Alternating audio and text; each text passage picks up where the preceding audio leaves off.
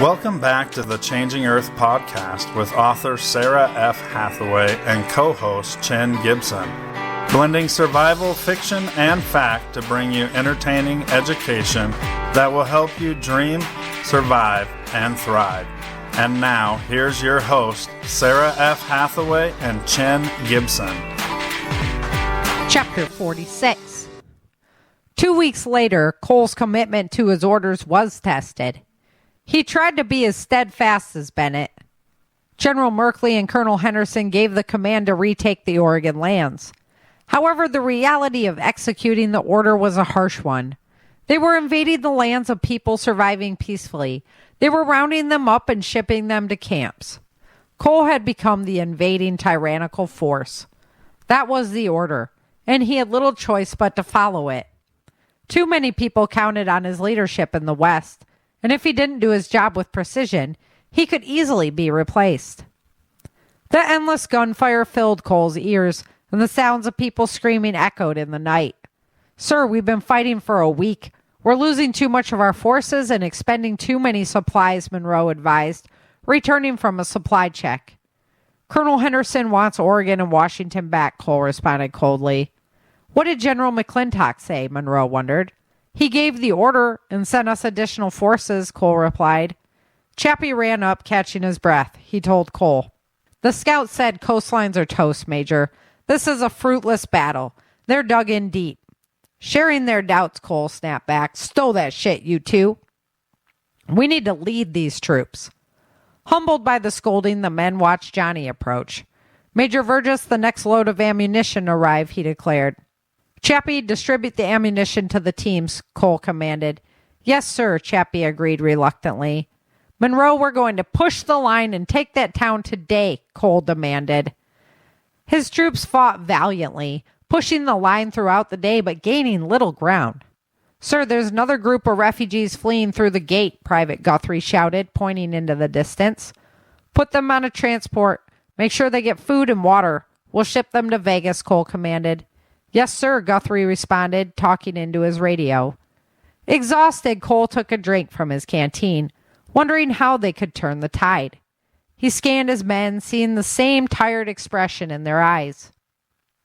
Watching his mind work, Monroe whispered, "Major Virgis, we're fighting for land that is useless. I don't want to die for this shit." Wrestling with the same thoughts, Cole barked back, "If you're not going to follow orders, you can load into that transport and go to Vegas. I need your head in the game. Now get out there and do your job." "Yes, sir," Monroe agreed, directing his team to keep moving. Before he could follow, Cole's radio crackled. "Major Virgis, we breached the wall, and we're setting up a perimeter around the town now," Chappie's voice told him. "Keep pushing," Cole commanded, running to catch up with Monroe. As he reached the team, a massive explosion echoed above the noise of the battle. Blown off his feet, Cole looked towards Monroe. He was shaking his head as a loud humming blasted through it. "You okay?" Cole asked, helping him to his feet. "Looks like they have an RPG in their arsenal," Monroe commented, motioning for the men to regroup. "First Private Guthrie, take your team and get that weapon," Cole ordered. "Yes, sir," he declared dutifully. He eagerly left to complete his mission. "Johnny, go find Chappie and search the homes. Find the plans for the attack on the Capitol. If these people are plotting an attack like Henderson claims, we need evidence," Cole told him, fed up with this fight. "Yes, sir," Johnny answered, running off into the force of mercenaries. Suddenly, they were rocked by another large explosion. Looking in the direction of the blast, Cole's heart sank. Monroe declared, "That was Guthrie's team." "Let's back them up," Cole commanded. "Get our medics over there." They pressed in fast and hard, clearing a path to Guthrie. "Lay down fire on the west flank. Push them north," Cole commanded, horrified by the number of refugee fighters that lay dead on the battlefield. "Major, I found them," Monroe called. Cole ran over. Guthrie's legs were blown to shreds. "Guthrie! Oh, crap! Medic!" Guthrie looked up at Cole, reaching up to grab his arm. "Major, I'm not going to make it." "Yes, you are. We'll get you to a hospital," Cole assured him.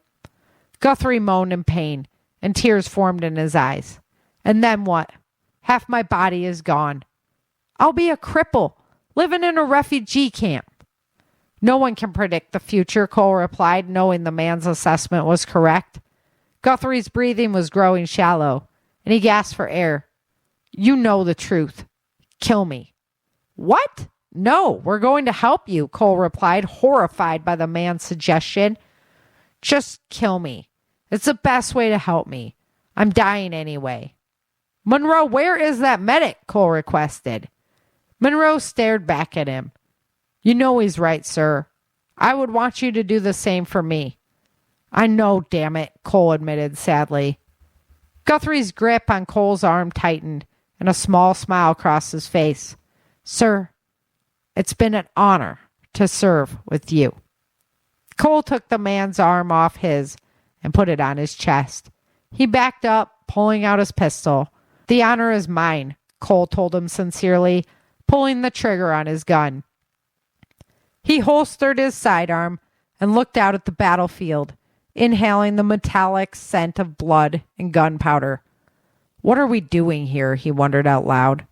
Make your call, Virgis, Monroe told him. Cole took his radio out of his pocket and asked, Chappie, what have you found?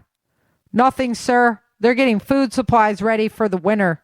No sign of plans for an attack on the capital, Chappie informed him. Pull your team out of the town. Don't take anything, Cole told him. Clipping his radio back to his belt, he commanded, Mercenary forces, cease fire and pull back to the south of town. Monroe, bring your team and come with me. Get out that white flag and put it in the air. As the mercenary army pulled back, a small group of rebel fighters approached. Here's your response, sir, Monroe told him, directing his team to stand at the ready. The group approached and a man with a long black ponytail advanced. We want our land back, like it was before the white man came. We will all die before we give it up again, the man declared. I can see that. My name is Major Cole Virgis. I am called River Walker. What is your proposal? Cole chuckled at him. I don't know. I was supposed to regain this territory.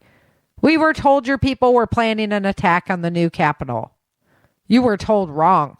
We want to be left in peace, free of the white man. You can take them all. We want our home back. I can't guarantee that someone won't come to take it back, but I can guarantee it won't be me or anyone I command. You're an honorable man and a formidable warrior. I believe you will honor your word. There has been enough death. Take care of your people, Cole told him sincerely. Thank you, River Walker replied, turning to rejoin his fighters. Monroe, Chappie, get these troops ready to roll out. We're not losing any more people to this fight, Cole assured them. As they walked towards the transport, Chappie wondered, what are you going to tell McClintock? We lost, Cole answered simply, tilting his head to the sound of a rumble echoing through the air. Stow that gear! Everyone hang tight, Monroe directed as the ground shook violently. As the quake slowed, a voice called to Cole on the radio. Go ahead, Cole answered. There's lava approaching the town of Medina in Utah. They need immediate evacuation. Send out 2 teams. We're done here and en route. Monroe shook his head at Cole, responding, out of the frying pan and into the fryer. Story of our life, Chappie chuckled as they climbed into the transport. Hello and welcome back to the Changing Earth podcast. This is episode number 446, season 15, episode 46. Got a very spectacular show to bring to you guys tonight. You know, we're always touting Prepper Camp because it's just our big family reunion time. And so we have the ladies from Prepper Camp, not all the ladies, obviously, but good handful of ladies that have either been part of Prepper Camp, teach Prepper Camp, or host Prepper Camp here on the show tonight. So we just heard chapter 46 of Virgis, and we're talking a little bit about losing faith in leadership, something that's easy to talk about these days. This was a chapter that was kind of tough for me because, they go to take this land back from the natives and everything. It was kind of my ode to, people taking their space back after the collapse happened. So, hope you enjoyed the show, the episode tonight. But let me go ahead and introduce the guests, and also let me say Happy Mother's Day to all the moms out there. Appreciate everything that all the moms do, trying your best to raise these little rugrats. So happy Mother's Day. So first guest up, we have Survivor Jane, the host of the hostess of Prepper Camp, the hostess with the mostess. Hi, Jane. How you doing tonight? Hi. Thank you for inviting me back. Good to have you on. I was excited. I've been wanting to do this show for years, literally for like at least the last 3 years. And I always just forget. Like Prepper Camp just comes around again. And I'm like, darn it. I was going to do the lady show. Well, I think it's a great idea, and I'm looking forward to it tonight. Our second guest is Nicole Wallace. She is one of the badass shooting instructors from Wolf Fire Firearms. So hi, Nicole. How you doing? Hey, Sarah. I am doing fantastic. Now, did I get your last name correct? Or yes. Okay. All right, good. I was worried. I was collecting information on you before the show. Oh. Yeah. So welcome to The Changing Earth. You're a new voice on The Changing Earth and on podcasting. So I want to welcome you to the show. And Thank you. Thanks for joining us. We got Jordon Smith in the house from Phoenix Survival, PBN host. How you doing, Jordon? I'm good. Thank you for so much for having me. Oh, of course. And we got Gillian Rabalais, host of Raising Value, co-host, but like the most important host of Raising Values. So how you doing, Gillian? I'm doing well. Thanks for having me, Sarah. You're very welcome. Thanks for joining me. So all these ladies, we're all a part of Prepper Camp, and sometimes guys are, a little bit more involved in prepping, and these ladies here are here to tell you that no, it's definitely a woman's game as well. You should get out to Prepper Camp and check it out. Jane, how is Prepper Camp 2024 shaping up? Or are you just going to be submersed in goats until we start putting tents up? Both. Honestly, both. I just the homestead doesn't stop just because Prepper Camp is we put it on every year. That's just our mission. That's our ministry. But we have got some fantastic speakers and classes. We always strive to do at least 20 to 25 new classes a year. Yes. So when you're talking about 64 classes and at least a quarter of those, if not more, are new classes, there's always something for a repeat, which if those of us that go to it know, it's like a big family reunion. Half the time we're seeing people from all over the country and sometimes internationally come in. We have a great surprise speaker for Saturday night also. We've got great things going to be happening on Friday night, on Saturday night. We always try to throw things to just step it up just a little bit more. So and it's Brad just going to be from, just that. 5 Times August going to be back playing this year. He will be there again. Yes. Absolutely. I just love spending time with them. They're and bringing his family. Mm-hmm. He's gotten to where now he's inviting his own friends and neighbors to come to Prepper Camp. So when your music guest is inviting not just their family, but now the following years bringing friends and neighbors too. That's pretty awesome. Right. Yeah, that is. It's just honestly, I'm like, can't we just live at Prepper Camp and then go back to real life? Like, we'll flip that. We'll be like 3 days of other life. I wouldn't mind. So, Nicole, how many years have you been at Prepper Camp? And why don't you just talk a little bit about what you teach there and, how beneficial your class is, because it is a good one. Awesome. So I have taught for 3 years there. And so this will be my 4th year at Prepper Camp, and I love it. In my own personal life, I'm such an introvert, but out there, everybody is amazing and so friendly. You can't help but just just be moved by the energy and the vibe and just how wonderful everybody is. So I teach a home defense class. So just kind of basic, like how to make sure you're safe in and around your own home. This year, I think we're bringing back the female shooter kind of class where we just address things that are kind of unique to us. We're the fastest growing dynamic in that world. And, most things are geared for like big guys, and our bodies are very different and our circumstances are very different, right? We were talking before the show about maybe we carry in a diaper bag, right? We're probably going to have kids with us, right? So we go over all the terminology and things, so that we can be much more educated in that world. And then we're going to teach a new class about night vision and thermal optics and kind of how to own thermal optics. Yes. Yep. In that environment. Super cool stuff. So that'll be a really interesting class that we're going to step into this year. Very cool. I use that a lot in my books. So I have like the coolest design for a thermal cloak that could like hide you from thermal. Well, that's neither here nor there. Jordan, how many years you've been coming to prepper camp, and what are you doing this year besides bringing a bigger baby? It's going to be I think it's going to be my 5th year, actually. I think my first year was in 2019. And then I'll be teaching utilizing fiber for homesteading and survival. And then, yes, my family is growing, and it seems to be growing and coming along to prepper camp as well. Love it. Love it. Yeah. Wouldn't be the same without you. All right, Gillian, you coming back this year? I am coming back this year. So, yeah, I know, I'm so excited. And I've only been one time, but that was so life-changing that I asked off for this like a year before. So I technically can't, but I went on and told my principal, I was like, look, next September, I'm going. I will be gone. You will have to find a substitute. If you can't find a substitute, it's up to you. I don't care, because I will be in Saluda.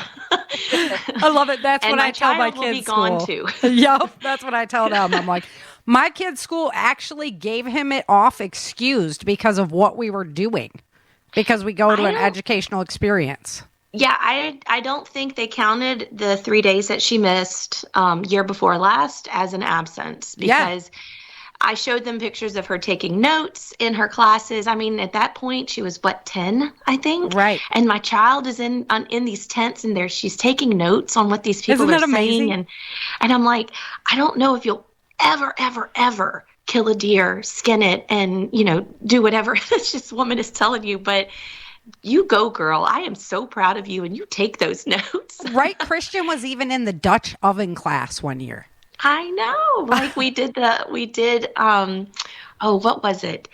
All the way in the back. It was something with weapons. And I'm like, all right, Piper wants to go to this. We'll go. Let's go do it. Oh, Hakeem's classes. Yeah. Yeah. Mm-hmm. So, but I will be there this year. I will be helping out the boys. They will be doing live podcasting again, and I'll be helping with the booth and all that stuff. So I'll have to take a moment to actually get on there this year. I'm so busy, always so busy there. Yeah. So it's really exciting because prepper camp has been a topic in our house for 5 years. I mean, Phil and Andrew have been going for 5 years, and Jane and Rick have just taken us in with open arms, and I love it. And so now they have a booth, and they'll be doing the podcasting, and I think Phil is doing a coffee roasting demonstration for PBN and for Disaster Coffee, so I'll be helping with that as well. Lots of interesting, fun things coming about that, so be on the lookout for fun things like that. Very cool. Mm-hmm. Let's do favorite prepper camp memory. And Jane, why don't you start us out again? Because you just have the longest amount of memories of prepper camp. This woman been rocking it for like a decade now. I have just one that's my top favorite. I'm going to try to make it as fast and short as I can. there was an elderly gentleman that was very, very, very obese. And anybody that's been in prepper camp, you know that it's in a beautiful orchard like campgrounds, which is kind of rolling hills. So you got flat, but you got also kind of up the hill there a little bit. And I saw this gentleman way down trying to walk up some stairs, and it was just one step at a time. And I thought, I got to go. I'm going to just run up the hill, so I don't have to stand behind him. And that little angel on my shoulder said, So I went, oh, nuts. So I went down and I walked beside him on the stairs, and it took forever, one step at a time just to get up. And he was going to the restroom. So I was asking him how he was enjoying himself and what did he like, and just a little chit chat. Anybody that knows me knows I love to talk to people. So I talked to him the whole way up, and then just gave him a hug and said, I just hope he has a really, really good time. That was the last I saw of him. The following year, somebody called me to the registration tent and said, there's this family that wants to see you. And it's like, oh, okay. So I rush over there, and there's a lady, and she had all these young kids and middle-aged kids and older kids. There probably had to have been at least 10 to 12 people. And the lady came up and she said, I just want to say thank you. And it's like, oh dear, what do I do now? And she said, you took the time with my husband. And I was like, oh, what husband? She goes, you walked with him up the stairs, and all he could talk about the rest of the time at prepper camp, and when he got home, how nice that lady was that took the time, and that she was the one that was running that show and was making it sound like it was a whole big deal. And of course, I'm embarrassed because it's like, me, I don't need all that stuff. I don't look for that stuff. I just love people. She said, well, we all came here because he died a week later. And our family wanted to come where Papa had the best time of his life. And our family wanted to come and enjoy that time. And it's like, wow, talk about, you never know when you might touch somebody. So that's my all-time favorite, and I've never had anything that could top that. Right? That moment. Oh, that's a good one. That's a good one. Uh-oh, who's going next after that one? Yeah. I guess I'll go next so nobody else feels awkward. But so my rain story, but I'm going to save that one because I think everybody knows my first year. But last year, horrible. Yeah. Oh. But last year, there's been this couple that comes to my self-defense class every year. And they look like, I think they live like in New York, and they're definitely Midwesterners. And she's just the sweetest old lady, her and her little husband, And she came outside of a store, and her husband was attacked. And in this moment, he actually got the upper hand. So she had gone to the car, but then the guy kicked his knee, and he had just had knee surgery. Her husband ended up going down. This guy's gonna, beat on her husband. Here she comes out of the car just full of confidence and vigor and pushed this guy back off her husband and defended him until the police could get there. And she was like, you gave me the confidence to be able to do that because the confidence is 90% of winning the battle. And I'm like, it is. So, wow. Yeah. Awesome. So that was a pretty cool one as well, where it's like, yep. Wow. Okay. Thank you, Lord, for putting me here to make this difference in people's lives. That's awesome. So, yeah, that's definitely my one of my very special memories, other than just most amazing time with amazing people, including my family. I guess I could throw. I've got a couple memories, but the first memory that comes to mind with prepper camp is meeting Dave Jones for the first time. Mm-hmm. And he told me once he figured out who I was, oh, you're Jafer, you're Jordon with a family affair. He goes, I'm going to be honest with you. I thought you were going to be about 35 years older and 150 pounds heavier. And all I could do was laugh. And then he's like, I bet I sounded taller, didn't I? I said, actually, yes. I thought you were much taller. Oh, that's funny. But it was one of those impressions. The only other ones I can think of is, I guess for me, what keeps me wanting to come back and keeps me is not only everybody there, but like I had, what was it? I think last year, the year before, when I first started teaching, there was this family, this two gentlemen, and it was a father, a brother, and a son, and they were there and they learned how to spin, and then they came back a few years later. Do you remember this young man? And he had grown up, and he didn't look like a little boy anymore. He looked like a young man. So it was, for me, it's being able to meet these people and then come back and see them a year or 2 years later, and just to see that we are making an impression on them really just melts my heart. Yep, For sure. that's nice. Yeah, wait Now till you understand what it's like to be a teacher. Yeah, right? Yeah, martial arts was that way as well. So I've only been one time, but and like I said, it was such a life-changing year for me. And I never taught a class, although Jane, I do have an idea for a class. I'll probably be laughed off the stage, but I do have an idea I'd have to talk to you about. Absolutely. But for me, the anticipation of just seeing everyone that we have grown to love through our podcast, and knowing that they're all going to be there, and we get to hang out with them, and we have to, we get to stink together, and we get to drink day old coffee together, and walk the hill 1,000 times to see each other. But just being with everyone that has a like-minded personality and a like-minded lifestyle, and it's just like going home. It really is like going home.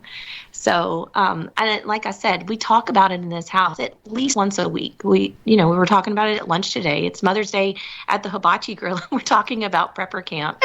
So I'm not lying. I'm really not. No, it's true. So, and it is true. We talk about it on the both podcasts, and it's being around all those people that, when you talk about your lifestyle with just, Jane Doe outside or whatever, a lot of times you're judged, and then you have hundreds of people there that live the same lifestyle or are trying to live the same lifestyle. And it's just like going home. So that was me. All right, Nicole, you're last up now. Well, I agree with so much of that. And I have a couple of things, right? So for those of you who know or don't know, I got into this through Dave, who started at the beginning, and he taught the self-defense class, and he loved prepper camp, and he was so excited for me to go the first year that I went, and I loved it. And then, of course, we know Dave passed away, and so I was invited to pick up his class and to teach my own, and he died right after prepper camp, and I will tell you that was the best week of his life, was that whole week and the weekend of prepper camp. But the very next year, the people who lined up to hug me and tell me stories, it was unbelievable. The people who had come year after year, and I enjoyed it so much, and I felt so much love from that community, from people I didn't even know. It is such an amazing place. He touched a lot of people.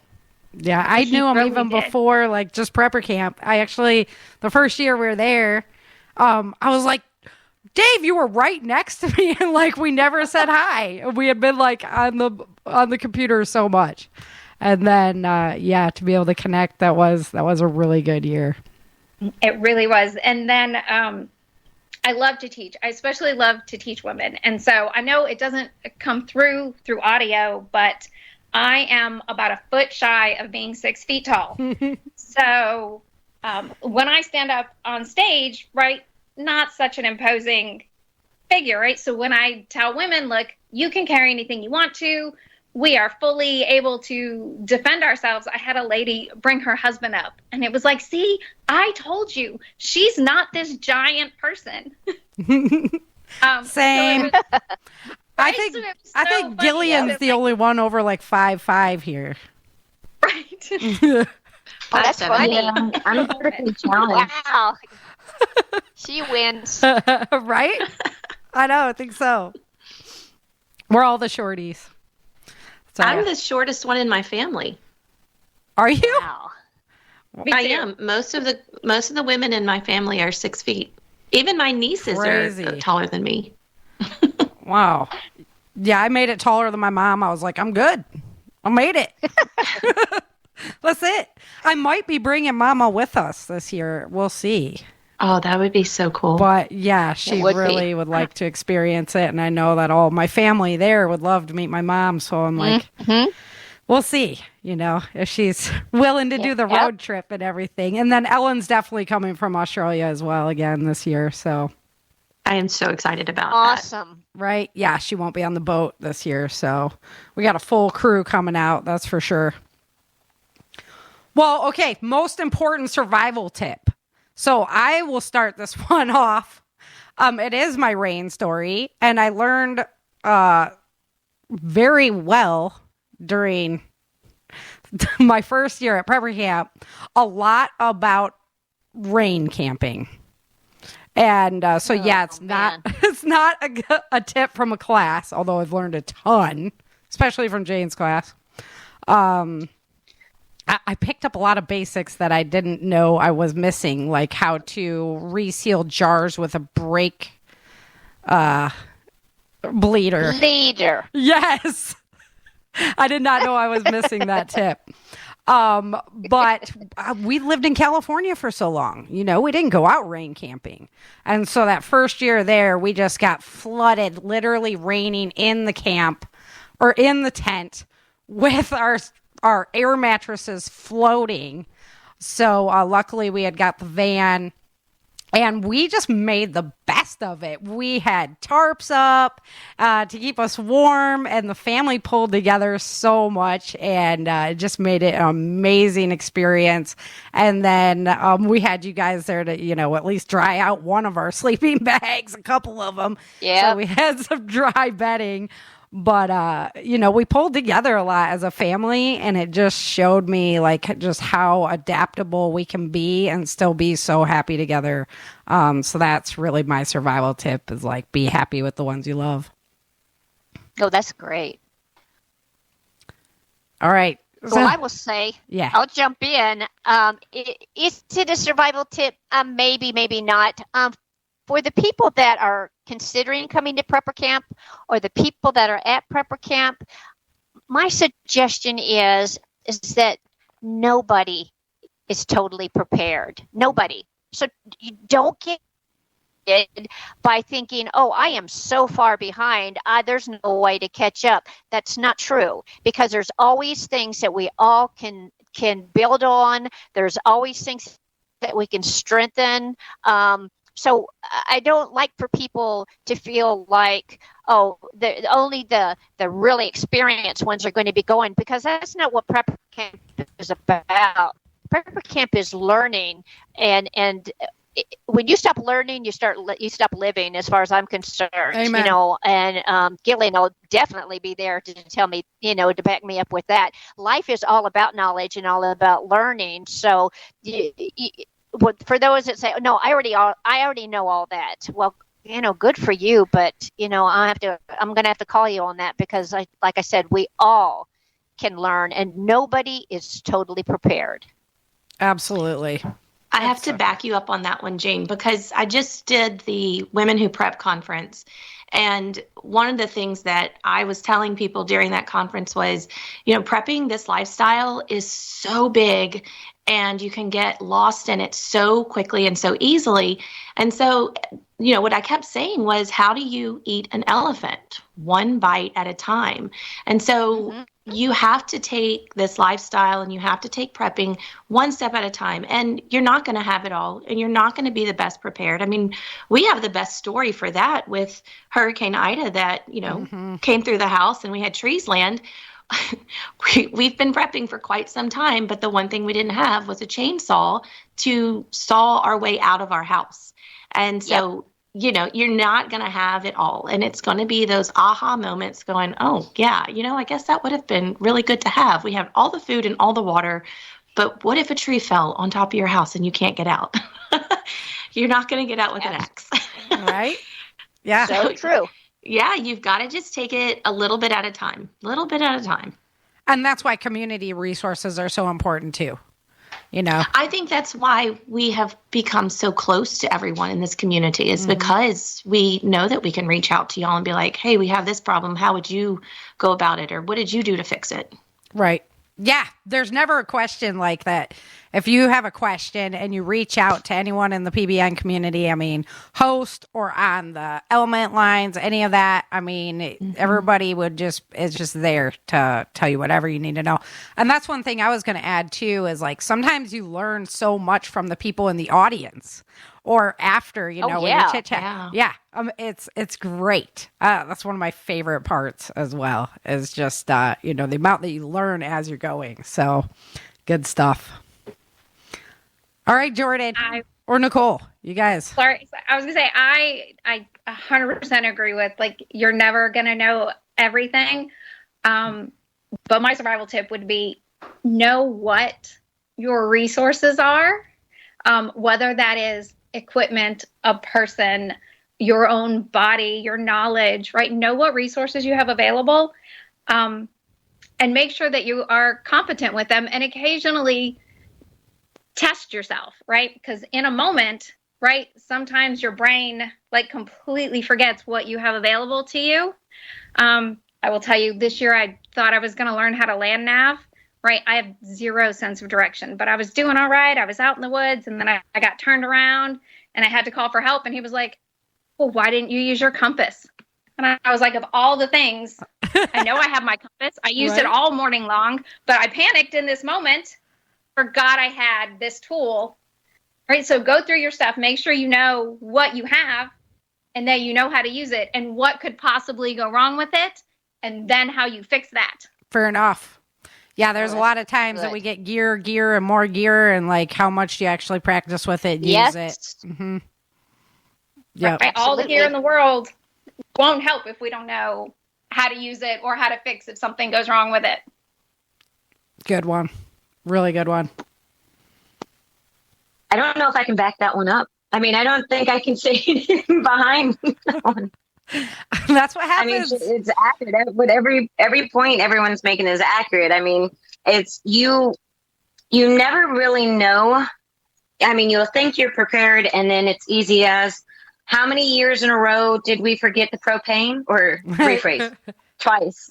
Sure, Forgetting how to bring the propane, or forgetting something as simple.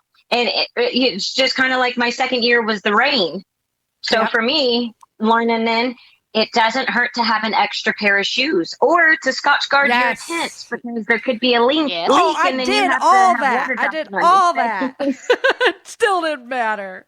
So even those who call themselves hardened preppers, who have been doing it for years, we still are learning and constantly changing the way we do things to make it easier, more efficient, better, whatever's going to suit our needs, because we on the fly then figured out, okay, we'll just pick up the pit that we left you, Sarah. Yep. And we'll just cook from our pit instead of cooking from our propane. It just happens. You adapt, overcome, improvise, adapt, and overcome. Well, that's one of the things that made the rain year so enjoyable, was the intrepid commander, Mr. James, forgot his gas for his stove. And at the camp store, they only had the kind for my stove. So he was like, hey, can I do coffee on your stove all weekend? I was like, sure, it's just keeping my tent warm, So, we ended up with more gas than we came with. I'm still using that gas. So thank you, James. Appreciate it. Yep. Just never know. But it's all about community. It is. And that's one of the things I love. I'm always like, we just need to buy like the massive piece of property, and then everybody has their house like on the outside, garden in the middle, livestock, that kind of stuff. And I'm ready. Let's do it. Yeah. Let's be there. So goals for this year is what I had next on the list. I will say that I started teaching the anti-kidnapping and sexual assault class last year. I have taught that class privately a couple times since. And it's an emotional experience to go through just teaching that class. So every time, and then the stories and the things that you're told afterwards. I will tell you that Satan is at work in on our earth right now. And there's a lot of hurt people out there. And doing that class, really gives people the tools that they need to fight that. But like the devil tests me each time I do it too, to where it's like, it is an experience and an emotional process to go through. I'm so passionate about doing it. I know it's the Lord's work and that's where he wants me to be. So I'm there. But it's definitely been a interesting undertaking, and I appreciate the opportunity to do it, Jane, and just share that knowledge. So my goal is to try and teach that class without shedding a tear this year. Wow. Yeah, because it was really something, and then you listen to the fathers even that come up and tell you stories about what happened to their daughters and things like that. You can just see it all over them, the amount of pain. And so that it's really been a challenge. That's really been one of those things where, you gotta put on the armor of God so you can help people. Oh, absolutely. Yep. We will definitely be praying for you for that. Thank you. As far as my goals go, drum roll, please. I am finally going to be getting the companion book to Rick's Secret Garden Survival of how I actually make things in the kitchen from the homestead here. So that is what I've been working on, and hopefully will be done by Prepper Camp. So I've been diligently trying to, get that done and get my chores and homestead and everything else. But it's not a cookbook. I stress that because everybody knows I am not a cook. But can I tell you how I do something? Can I tell you how I did it? Can I tell you of the shortcuts and some of the things that I've been able to do? I want to touch the people that don't have a clue, which is me. Nice. I didn't have a clue as far as what the kitchen was and what this was. I didn't even know what side the forks went on and all that other stuff. To me, you just grabbed a utensil to stir with. It didn't matter if it was a spatula or if it was a knife or a fork, So that's where I'm coming from. I'm going to share all the different tips and tricks and brake bleeder type of things that I can to make people realize, I can do this. And can pull the book out just in case something was to happen and know how to substitute something for this and know how to do different things like that. So it's not a cookbook. I'll stress that I'm not a cook, but I am a survivor in the kitchen, and I can teach you how I did that. We actually have a chat room now for the PBN Family Cookbook as well. So if you're not in the element, you got to get in there. Have James get you in there because that would be cool. You could do like tips from Jane in there. That'd be awesome. Oh, yeah. I'm definitely after that book. Very nice job. Love it. All right. What about you, Nicole? Let's see. Goals for this year. My personal goals are to learn how to land nav and jiu-jitsu. Oh, right? You're a cuddler? Right? Yeah, the cuddlers. It's not going as well as I had hoped that it was. No, it doesn't. It's a very, very difficult one. I will teach you some survival stuff so that when you get into those positions, you can actually just destroy somebody and get out of there. Perfect. Mm-hmm. Yes, right. But that's part of my how do you not freak out and figure out what resources you have available, right? Are my arms pinned? Oh, but I have my legs. Or maybe I have an arm left, right? How do you not? Yep. How do you stay? Beginning jiu-jitsu is all about defense. So that's the most important thing you can learn there is defense. Yes. Mm-hmm. So fairly new to it, but that is my goal. And so then I've extended some of my class stuff for prepper camp. So I'm hoping when I get up there that it's super interesting to everybody else as much as it is to me. Very cool. Very cool. That's nice. Yeah.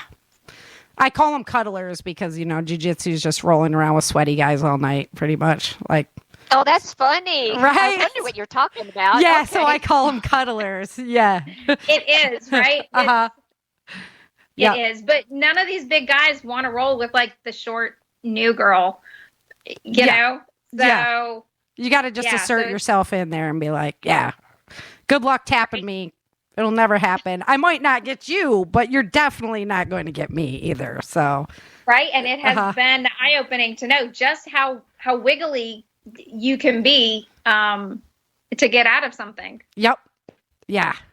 No, I train full MMA. So like, I love to stand up fight. So mine's all just about, if I, by some reason ever get in that position, how can I just destroy and get out of there really fast? Cause I hate cuddling. It's not my forte. I can do it, but like, yeah, I'd rather just do the stand up. Yes. I much prefer being on my feet with the ability to leave the situation. Yeah, but most of the time when women are attacked, it's by a single assailant and they want to take her to the ground as fast as possible. So jiu-jitsu is a good idea for females, for sure. But defend, and then you can just rip fingers off and like smash through noses, put your fingers in eyes that you can't do in a training room. Yep. And yeah. And that's, so once you have the defense down, you learn those little, where you can really hurt somebody really fast, and that's your out. You don't have to worry about arm locks and all this stuff. So, yeah, we've learned some chokes, and I have a good friend who's like 6'2" and 240 pounds, and I'm like, come here, I have to practice this in class. Yeah, I had a 400-pound dude who was like, I was like, hey, I just learned this in class. Come over here, and he's like, no. I'm like, you can bench press me. He's like, no. I'm not playing. I'm like, fine, whatever. I'm taking my ball and go home. That's right. All right. What about you girls, Jordon and Gillian?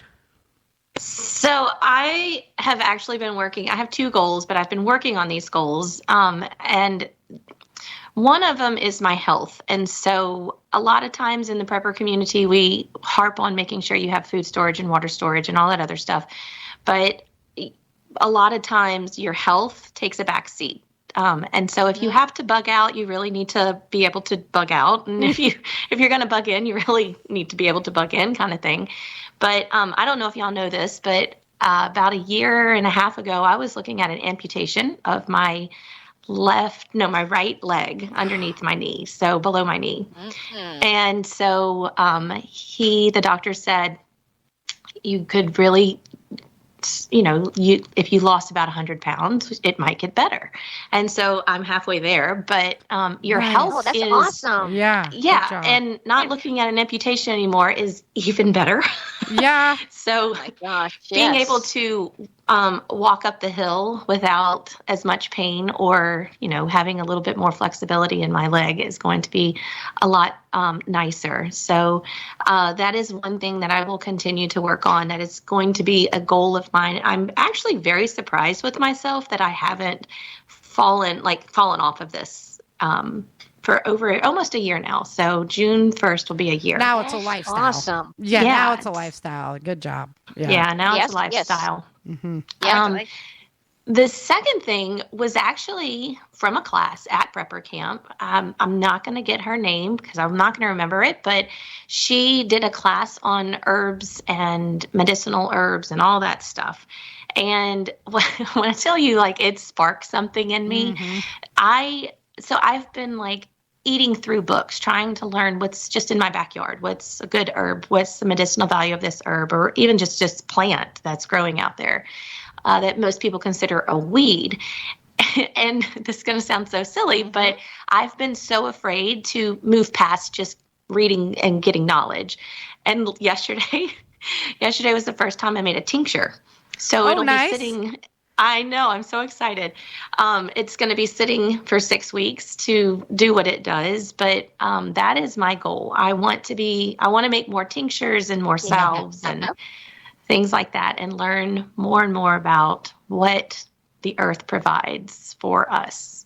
Yeah. Herbal remedies are so important. Herbal remedies. Yeah. Well, that it's amazing if you look at all the crap that they're putting in our food. I mean, I read something where they're putting sawdust now in the food for fillers as fiber. And it's acceptable, and we're eating it, and we're paying for it. Yeah. And the same thing with medications and what have you. I think it's an awesome goal that we're learning what we have right in our own backyard, that we know what's been put on it, no fertilizers or no pesticides or whatever it is. And we're being able to actually heal our body from the crap that we put in it, all these years. That's wonderful. And that's what we did. Awesome. I started to see a holistic doctor. I dropped the, regular just family doctor and went to a holistic doctor. And we started to just turn packages around and read what was on the back. Yep. What are the ingredients in this? And if it had anything that was an inflammatory or you weren't supposed to eat it, like it, it's probably not for human consumption, but they say in small amounts it's fine. We stopped eating it. And I can't tell you just how much better all three of us are just eating real food. Gillian, Garden Girls, curious, what tincture did you start? I started a mimosa flower tincture. I saw that. I'm so proud of you, and I'm so excited.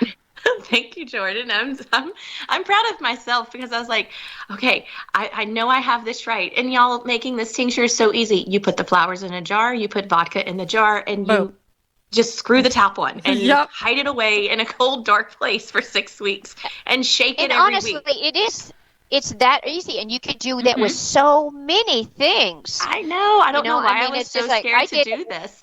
I did it with red clover. Same thing, red clover Very tincture. good for women. And that was good for it was for the old goat, really, because he said my moods were kind of getting you were getting moody, here. So you did it for him, yeah, huh? So he's like, gotcha. So he planted this whole field of red clovers because it's supposed to be a natural hormone, whatever. It is. How Scotland when the sun didn't shine, honestly, it's that easy, and you can have all kinds of different things depending on what your body needs. So it's not like it's some mystical scientific whatever that you have to do concoctions or whatever. And most of the and you don't have to buy the best vodka either. That was the best thing. It was an $8 bottle of vodka and a mason jar. I have tons of mason jars. And I went on an overnight retreat with my 6th and 7th graders, and right outside of our cabin was a mimosa tree that I've been looking for a couple of weeks now, even asking strangers, do you mind if I come pick some flowers off of your tree? I promise I'm not a weirdo, but I'm probably a weirdo. That's awesome.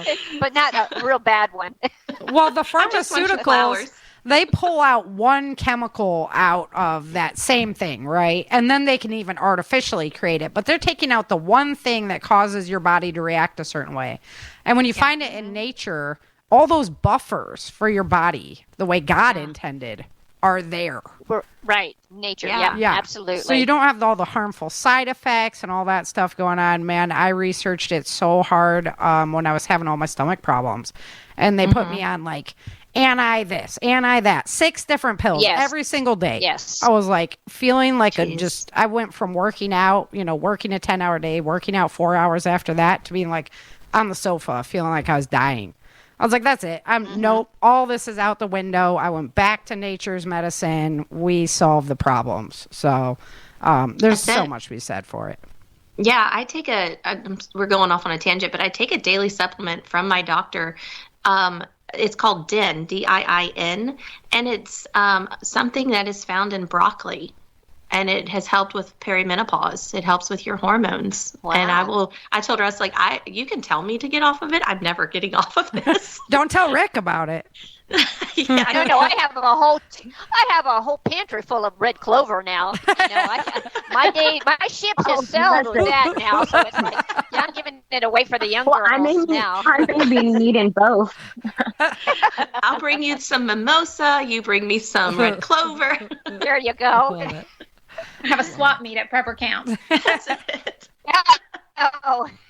Passing tinctures under the table. That's what we do at Prepper Camp. Drug thing. What do they call that? Yeah. I love it. That's good stuff. It's one of my herbal healing is one of the things that really got me into the survival community, because I always grew up hunting, fishing, gardening. That was like country lifestyle. But when I started doing the herbal medicine, that's when people are like, oh, you're a survivalist. I'm like, what is that? Yeah. What are you talking about? What? You have a word for it now? I thought I was just country girl.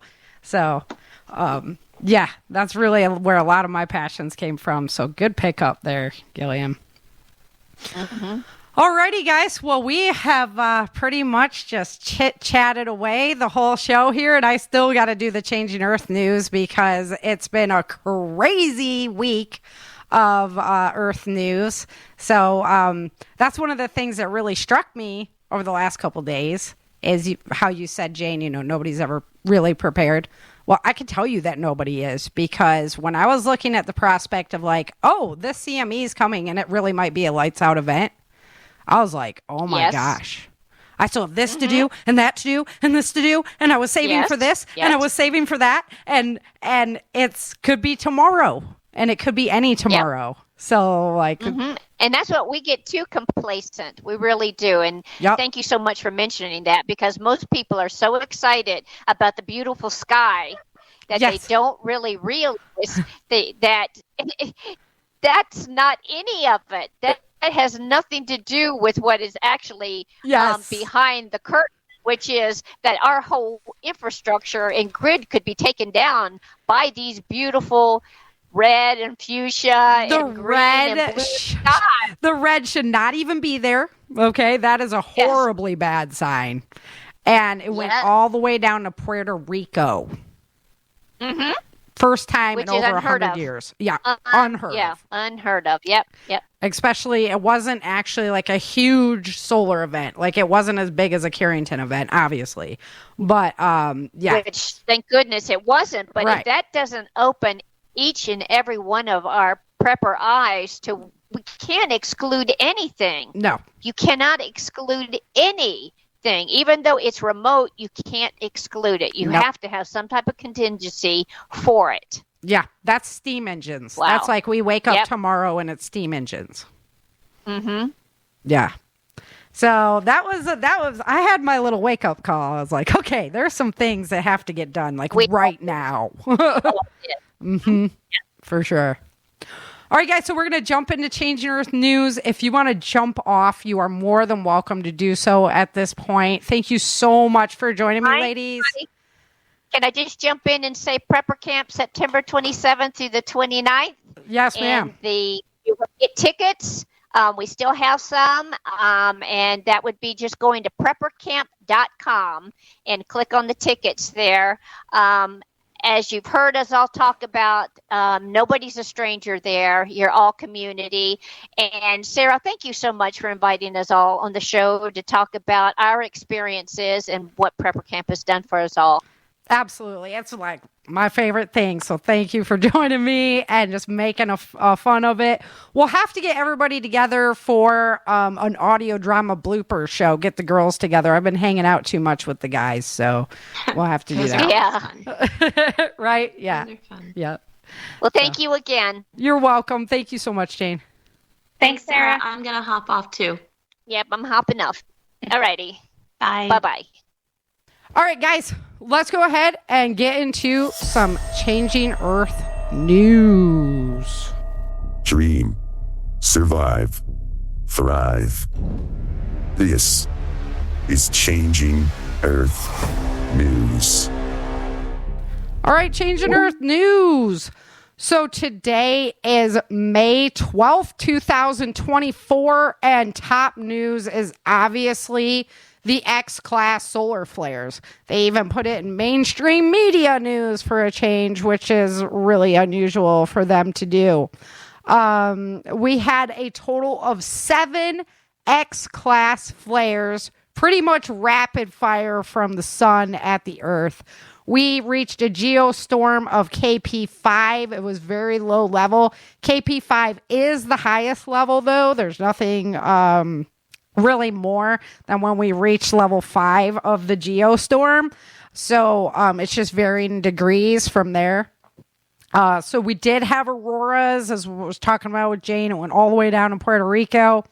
And the crazy is just not over with yet. This is not just an event where it's gone tomorrow. So it's going to wane, but the Earth has been basically supercharged with all this energy. So we should see some more jet stream activity and possibly earthquakes, volcanic eruptions, that kind of thing. So I've got my eyes on. We're checking it out. Also, everybody be extremely aware your body is going to feel this solar activity. You have an increased rate of heart attack, of stroke, but also your cognitive abilities are going to be affected. You might have noticed you had a migraine, that kind of thing going on. So give yourself a break. Anybody who has any kind of psychological problems, it's going to be worse on these days. So that's one of the reasons why I watch the sun a lot. Because when I'm dealing with people all day, I want to know kind of how are people going to be as far as their mental status goes. Okay, so let's break it down. On May 5th, we had 474 earthquakes that were 2.0 or bigger, the biggest of which was a 6.1 in Indonesia. There was a 6.5 earthquake in Japan that left one person dead and 20 people injured. Texas, we had some massive flooding. It was actually just south of where I am. In the Houston area, they had about 400 water rescues due to the water level there. And we've still had more and more weather coming in. Tanzania also had a flooding event when they were hit by Cyclone Hidaya. And that cyclone also hit Kenya, and Kenya's already dealing with flooding, so that was more rain for them, which did not do good things. Northern California was hit with a storm. They had snow actually up there in the mountains, so late snow up in the Sierras. On the 6th of May, there was 376 earthquakes that were 2.0 or bigger, biggest of which was a 5.6 in the Philippine Sea by Taiwan. There was a 2.2 near the airport in Charlotte, South Carolina. There was a 3.5 earthquake near Edmond, Oklahoma. There was flash flooding events in Texas that unfortunately a 4-year-old lost their life in. And then 288 people dead, homes destroyed, roads destroyed, bridges destroyed in Kenya. So this is a major event and they need some prayers over there. So everybody say a little prayer for all the people affected by that flooding over there in Kenya. Lincoln, Nebraska was hit by a tornado, and in Turkey, they had strong storm surges that produced tsunami-like waves. In India and Uttarakhand, they have forest fires that are becoming unmanageable. They've already lost 5 firefighters to that disaster. Over 1,000 hectares of land have been burned up there. On the 7th of May, there was 390 earthquakes that were 2.0 or bigger, biggest of which was a 5.6 east of the South Sandwich Islands. There was a 5.3 earthquake in Qinghai province in China, did some major damage. 16 tornadoes hit 6 states Monday night. Barnesdale, Oklahoma was particularly hard hit. They received some major damage there. On the 8th of May, there was 386 earthquakes that were 2.0 or bigger, the biggest of which was a 6.1 in Vanuatu. In northern Utah, there was a 4.4 magnitude earthquake with aftershocks. Utah, we're talking Yellowstone, so we always keep an eye on that. It's questionable whether Yellowstone could really be the disaster that they think it is. My money's more on Campy Flagray than Yellowstone. And then in Arizona, they had some wildfire sparks up. These fires are taken off, not contained this time. On May 9th, there was 350 earthquakes that were 2.0 or bigger, biggest of which was a 5.1 in Vanuatu. There was a 6.2 in Indonesia, and then Tennessee experienced some massive flooding on the 9th in the central region of that state. Also, northern Georgia saw some major flooding. On the 5th, or on May 10th, there was 403 earthquakes that were 2.0 or bigger, the biggest of which was a 5.8 in the Philippine Sea near Taiwan.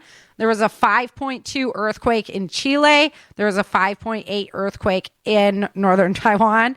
And then the Philippines saw an earthquake. They had 352 homes destroyed there in that event. In Tennessee, they had tornadoes tear through the state, left 3 people dead. And this was some major wind damage, even aside of the tornadoes. Tennessee got particularly hard hit that day. In Bunbury, Australia, they also had a tornado, put 2 people in the hospital there.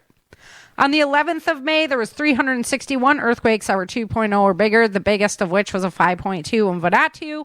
There was a 7.2 earthquake in China. And that one's always up in the air. The 5.2 in Vanuatu was the biggest that they put on the USGS. The 7.2 earthquake that happened in China, it comes out of China reporting, and then whether it happened the day before or that day is always up in question. It's just an interesting source, but I saw enough information on it to mark it down. In Hawaii, they had flooding due to epic rainfall. Some areas saw 19 inches in one area. In northern Afghanistan, they had torrential rain, flooding, killing hundreds of people. They definitely need some prayers over there. Big disaster. Southern Brazil has just absolutely been devastated, guys. We've been talking about Brazil for months now, and I have to do a show on how the sequence of events went. But the flooding has just not abated in southern Brazil. They have lost a lot of cropland. They have 240,000 people displaced, still doing water rescues. The water's still coming. Definitely a big situation going on down there, and it's really going to hamper the global food production because a lot of stuff's grown in Brazil. Portage, Michigan was hit with a tornado on the 11th. In the United States, we have had 105 tornadoes since Monday across the country. Findlay, Pennsylvania was another area that was devastated by tornadoes. And then in Delhi, India, they had a massive sandstorm. 2 people died, 6 injured in that event. And then in BC, they already have wildfires going again. They're having a big evacuation event today, so lots of news about that even today. May 12th, there was 367 earthquakes that were 2.0 or bigger, biggest of which was a 6.2 in the North Pacific Ocean near Mexico. Guangdong, China, their flooding is also getting worse. There are millions of people at risk. The water has not subsided there either.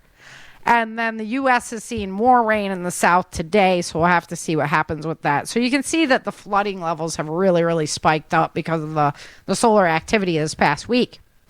As far as volcanic activity, we have 33 volcanoes erupting, which is still really, really high. Numbers haven't come down. That's still the highest I've reported of active volcanoes on our planet. No change from 2 weeks ago. We have 21 showing minor activity and 27 showing unrest. So they really haven't gone anywhere since we reported on it 2 weeks ago.